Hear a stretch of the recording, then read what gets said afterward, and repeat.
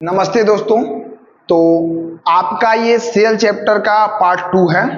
पहले पार्ट को अगर आप नहीं देखे हैं तो उसको जा करके आप देख लीजिएगा ताकि आपको पार्ट 2 अच्छा से समझ में आएगा। अगर आप पहले पार्ट को नहीं देखे हैं तो पार्ट 2 को सिर्फ देखने से आपको बहुत ज्यादा स्तर पे फायदा नहीं होने वाला है। तो चलिए यहाँ पे हम शुरू करते हैं। देखिए यहाँ पे पादप कोशिका और जंतु कोशिका के बारे में हम देख रहे हैं। तो देखिए पादप कोशिका जो है तो इसका आकार कहीं ना कहीं चौकोर होता है। कैसा होता है? चौकोर, यानी चौकोर मतलब 4 गो कोना निकलल है। ठीक है, तो आप कहीं ना कहीं देख सकते हैं 1 2 3 4। ठीक है, तो चौकोर होता है। जबकि जंतु कोशिका का आकार गोल होता है। कैसा होता है? गोल होता है। उसके बाद में आप देखिएगा कि पादप कोशिका जो है तो आप पेड़ पौधा को देखते हैं कितना बड़ा बड़ा होता है, बहुत बड़ा होता है। जबकि हम लोग का आकार कैसा है? हम लोग का आकार बहुत बड़ा नहीं है, पेड़ पौधा की अपेक्षा छोटा है। तो पादप कोशिका का आकार बड़ा होता है जबकि जंतु कोशिका का आकार छोटा होता है। ठीक है, अब देखिए यहाँ पे पादप कोशिका में जो है तो कोशिका भित्ति होता है। ठीक है, इसमें क्या होता है? कोशिका भित्ति होता है।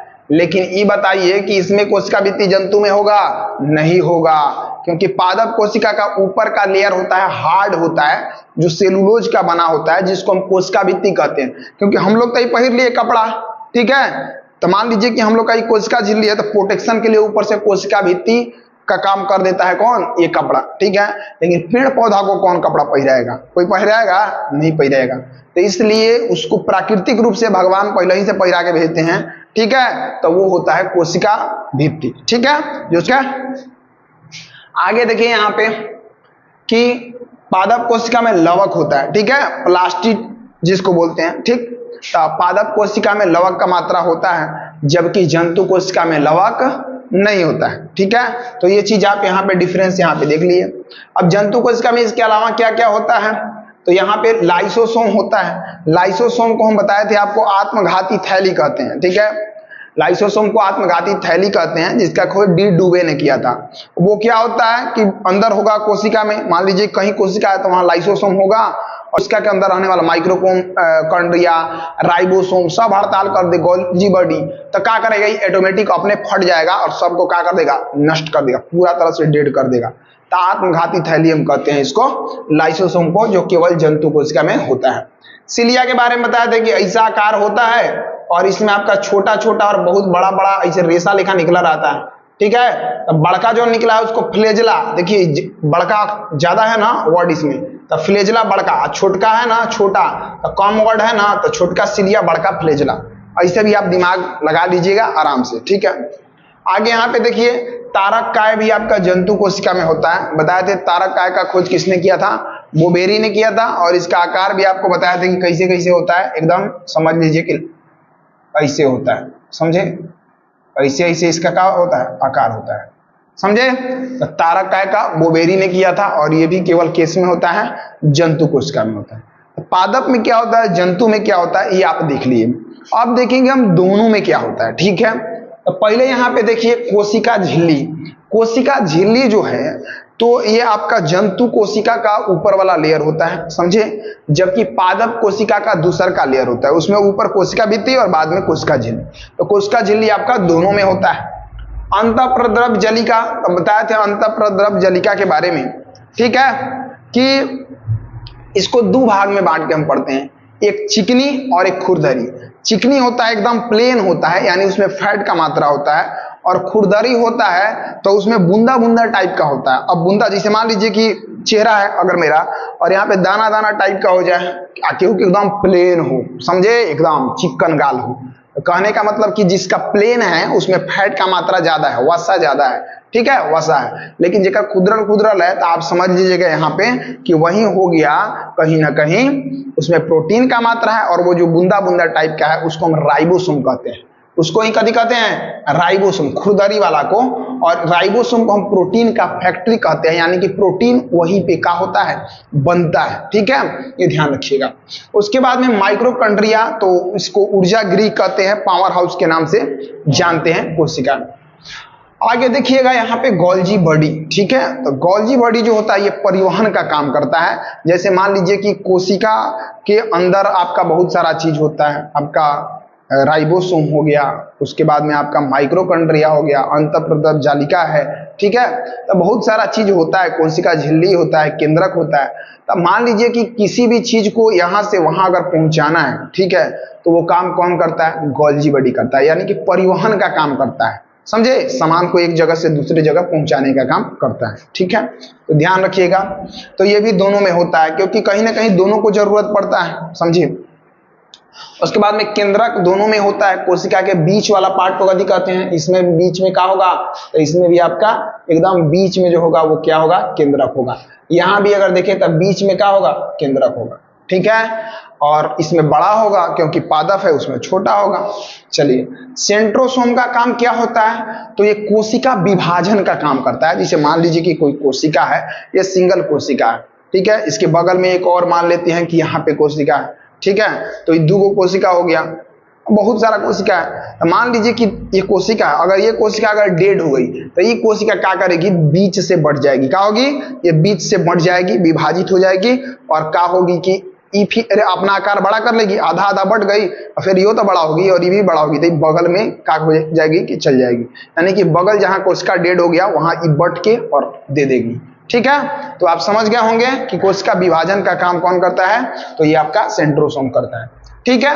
अब देखिए, पादप में छोटा जो पेड़ पौधा होता है तो उसमें ही कोशिका विभाजन का काम आपका सेंट्रोसोम करता है, जबकि बड़ा जो पादप होता है तो उसमें सेल प्लेट द्वारा कोशिका विभाजन का काम किया जाता है, ठीक है। तो आशा करते हैं कि इसमें आपको कोई दिक्कत नहीं हो रहा होगा। अब हम प्रोकैरियोटिक और यूकैरियोटिक के बारे में देखेंगे। अब हम प्रोकैरियोटिक और यूकैरियोटिक के बारे में देख रहे हैं। तो देखिए, यहाँ पे प्रोकैरियोटिक जो है तो ये अविकसित होता है। मतलब ये मान लीजिए कि जैसे दो लड़का है, आपको ऐसे एग्जाम्पल के रूप में समझा रहे हैं कि दो लड़का है, ठीक है, तो एगो का जो दिमाग है वो विकसित नहीं है, वो मतलब थोड़ा मतलब बड़ा भी अब हो गया है, अब ले रहा है, माटी उठा के हापुड़ खा रहा है कि नहीं, पेस्ट लेके माथा में लगा ले रहा है कि ना, दही लेके देह पर झोंक ले रहा है, तो ओकर दिमाग अभी विकसित नहीं हुआ है, पूरा तरह से अविकसित है। किताब को कलम दिया गया था, फाड़ दे रहा है, ओकरा बॉल बना रहा है, ओकरा के फाड़ के कि नहीं, कलम दिया गया था क्योंकि लेके भोंकिए दे रहा है। तो कहने का मतलब है कि ओकर दिमाग अभी तो विकसित है कि नहीं? नहीं विकसित है, अविकसित है पूरा तरह से, समझे। तो प्रोकैरियोटिक जो होता है ये अविकसित है, ठीक है, लेकिन यूकैरियोटिक पूरा तरह से विकसित हो गया है। इससे वहीं पे एक दूसरा बच्चा है जो कलम कॉपी दिया जा रहा है तो उस पर लिख रहा है, जो दिया जा रहा है प्रॉपर वो चीज खा रहा है, समझे। बैट बॉल दिया गया था क्योंकि माथा नहीं फोड़ रहा है, बॉल चला के वो खेल रहा है अपन, समझे, तो उसका दिमाग विकसित हो चुका है। तो आप समझ गए कि अविकसित और विकसित क्या होता है। तो प्रोकैरियोटिक जो है तो ये पूरा तरह से अविकसित है, लेकिन यूकैरियोटिक जो है तो इसके अंतर्गत क्या है? ये पूरा तरह से ये आपका विकसित है, ठीक है। अब देखिए, प्रोकैरियोटिक कहीं ना कहीं छोटा होता है, आकार में कैसा होता है? छोटा, छोटा भी इतना छोटा कि कभी कभी आंख से तो आपको दिखाई देगा ही नहीं, समझ रहे हैं बात। उसको देखने के लिए कहीं ना कहीं फिर आप माइक्रोस्कोप वगैरह का उपयोग करते हैं, ठीक है। तो ये बहुत छोटा होता है, और छोटा होगा तो एक कोशिकीय होगा। आप बताइए कि अगर आप सिंगल है, ठीक, या कोई पतला है एकदम, समझे, पतला है एकदम, कोई एकदम फैलल है एकदम, पूरा चलेगा एकदम धड़ाले पूरा, समझ रहे हैं बात। तो एक कोशिकीय यानी कि, और बहुकोशिकीय मतलब ज्यादा मतलब संख्या में, समझ रहे हैं बात। तो एक कोशिकीय आपका प्रोकैरियोटिक है, लेकिन बहुकोशिकीय है आपका यूकैरियोटिक, समझ रहे हैं बात। इस चीज को समझ जाइए, ठीक है। चलिए आगे देखिए, इसमें केंद्रक के ऊपर कवर नहीं लगा होता है प्रोकैरियोटिक में। जैसे मान लीजिए कि एक कोशिका होता है, तो कोशिका के अंदर केंद्रक होता है, उसके आसपास में पूरा आपका चाहे गोल्जी बॉडी हो, चाहे आपका माइक्रोकॉन्ड्रिया हो, राइबोसोम हो, लाइसोसोम हो, जो भी हो, तो वो सब आपका आसपास में होता है, ठीक है। तो यहाँ पे आपको ध्यान देना है कि जो अंदर वाला केंद्रक होता है तो वो केंद्रक जो होता है वो भी खोल में रह रहा था, ठीक है, जिसको हम लोग केंद्रक भित्ति के नाम से जानते थे। उसके बाहर जो रहता था वो पूरा द्रव द्रव टाइप का होता है, समझे, जिसको आपका कोशिका के अंदर जब देखेंगे तो वो पूरा पानी पानी, तो कोशिका द्रव के नाम से उसको जानते हैं, जो कोशिका झिल्ली के अंदर होता है।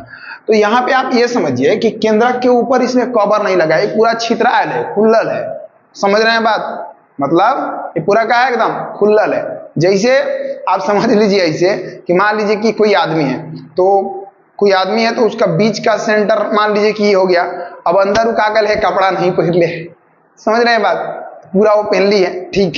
तो कहने का मतलब है यहाँ पे आप समझ गए होंगे कि मान लीजिए कि जो सेंटर पॉइंट है तो इसमें है, उसमें कवर लगा हुआ है, लेकिन यहाँ पे कवर नहीं लगा है, पूरा खुलल है इसे, समझे। ध्यान रखिए कि केंद्रक के ऊपर कवर नहीं है, इसमें केंद्रक के ऊपर कवर है। यहाँ पे देखिए कोशिका भित्ति जो होता है, कोशिका भित्ति, ठीक है, तो कोशिका भित्ति दोनों में पाया जाता है। यहाँ पे देखिए एरो दिया गया है, कोशिका भित्ति दोनों में पाया जाएगा, ठीक है। इसमें पेप्टिडोग्लाइकॉल से बना होगा कोशिका भित्ति, जबकि आपका यूकैरियोटिक का कोशिका भित्ति सेलुलोज का बना होता है। अब कोशिका भित्ति देखिए, यूकैरियोटिक में आपका पादप और जंतु दोनों आता है, तो जंतु में कोशिका भित्ति नहीं पाया जाता है। क्या इसमें कोशिका भित्ति पाया जाता है? नहीं, इसमें क्यों, केवल कोशिका झिल्ली पाया जाता है। तो पादप में कोशिका भित्ति पाया जाता है, तो ये ध्यान रखिएगा, ठीक है। आगे देखिए राइबोसोम, तो राइबोसोम जो होता है तो ये भी आपका दोनों में है, क्योंकि कहीं ना कहीं प्रोटीन का आवश्यकता तो दोनों को है, चाहे वो सिंगल हो चाहे मिंगल हो, कि नहीं, मतलब एक कोशिकीय हो या बहुकोशिकीय हो, प्रोटीन का जरूरत तो सबको है। तो वैसे में आप ध्यान रखिएगा कि जो सिंगल है उसका कम जरूरत होगा, सिंगल आदमी के खर्चा कम होता है, और जो डबल हो गया है तो उसका खर्चा क्या हो जाता है, बढ़ जाता है, समझे। इसे मान लीजिए कि अगर आपका शादी हो जाएगा तो आपका खर्चा क्या हो जाएगा, बढ़ जाएगा, क्योंकि आप सिंगल से डबल हो जाएंगे, ठीक है। तो ध्यान रखिएगा यहाँ कि राइबोसोम है तो एक कोशिकीय है, यहाँ पे इसमें प्रोकैरियोटिक तो एक कोशिकीय है, तो यहाँ पे राइबोसोम 70S होगा, कम होगा, लेकिन यहाँ पे क्या होगा, यूकैरियोटिक में राइबोसोम 80S होगा, ठीक है। चलिए आगे देखिए, यहाँ पे अब देखिएगा यहाँ पे जीव द्रव, ठीक है, उसके बाद में यहाँ पे डीएनए और प्रकाश संश्लेषण, तो ये क्रिया दोनों में होता है। अब प्रकाश संश्लेषण में जंतु में नहीं होगा, नहीं ना होगा, कोशिका भित्ति जंतु में नहीं होगा, प्रकाश संश्लेषण जंतु में होगा नहीं। हम लोग खाना क्या करते हैं कि व्यवस्था करके बना लेते हैं, प्रकाश संश्लेषण का क्रिया सिर्फ पादप में होगा, यानी पेड़ पौधा में होगा, ठीक है। और इधर भी आपका होगा प्रकाश संश्लेषण का क्रिया, ठीक है, तो ध्यान रखिएगा। उसके बाद में आपका डीएनए दोनों में होगा और जीव द्रव भी कहीं ना कहीं दोनों में होगा। अब देखिए जीव द्रव में तो यहाँ पे ध्यान रखिएगा कि इसमें हम श्वसन जीव द्रव द्वारा मतलब लिया जाता है। तो यहाँ देखिएगा अविकसित जो कोशिका है, ठीक है, यानी ध्यान दीजिएगा प्रोकैरियोटिक जो है तो इसमें आपका जीव श्वसन जो होता है ये आपका क्या होता है, जीव द्रव के द्वारा होता है, लेकिन यूकैरियोटिक में श्वसन किसके द्वारा होता है, माइटोकॉन्ड्रिया के द्वारा, ठीक है। तो इस चीज को ध्यान दीजिएगा, समझे। आगे देख लीजिए यहाँ पे, तो अब एग्जाम्पल हम कुछ देखेंगे, ठीक है। जीवाणु, अमीबा, पैरामीशियम और माइकोप्लाज्मा, ठीक है। तो जीवाणु बैक्टीरिया जो होता है, जैसे दही हुई हम आप लोग खाते हैं ना, तो दही कैसे बनता है, बिना बैक्टीरिया के दही नहीं बनता है, समझे।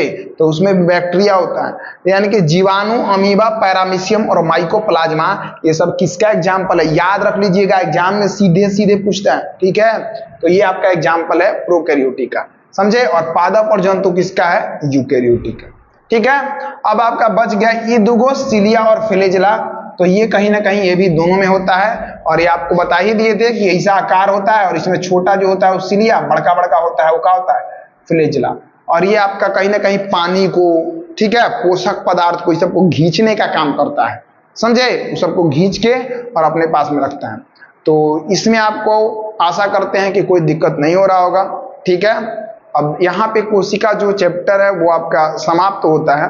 अब आगे आप कमेंट करेंगे आपकी डिमांड के हिसाब से कि पाचन तंत्र या कंकाल तंत्र, तो इसमें पहले आपको किस टॉपिक पे वीडियो चाहिए आप कमेंट कर देंगे, समझे। और आपको अगर अच्छा से समझ में आ रहा होगा तो जो भी जरूरतमंद बच्चा है जो कहीं कोर्स वगैरह नहीं ले पाता है, तो आपसे हम लाइक वगैरह ये सब करने के लिए नहीं कर रहे हैं, समझे। क्योंकि आप यहाँ पे देखिए कोई चीज मांगने से नहीं मिलता है, समझे। आज के जमाना में कोई भी चीज मांगने से नहीं मिलता है, बस आप मेहनत करेंगे और आपका मेहनत उस हिसाब से होगा तो आपको वो चीज ऑटोमेटिक मिल जाता है, ठीक है। तो आप क्या करेंगे कि जरूरतमंद जो भी बच्चा होगा उसके पास वीडियो को कम से कम शेयर कर देंगे, ताकि अगर उसके पास रुपया नहीं भी है तो वो भी अच्छा से समझ के पढ़ सके और इस मतलब मारामारी के दुनिया में वो भी अपना एक सीट पक्का कर सके। जय हिंद, जय भारत।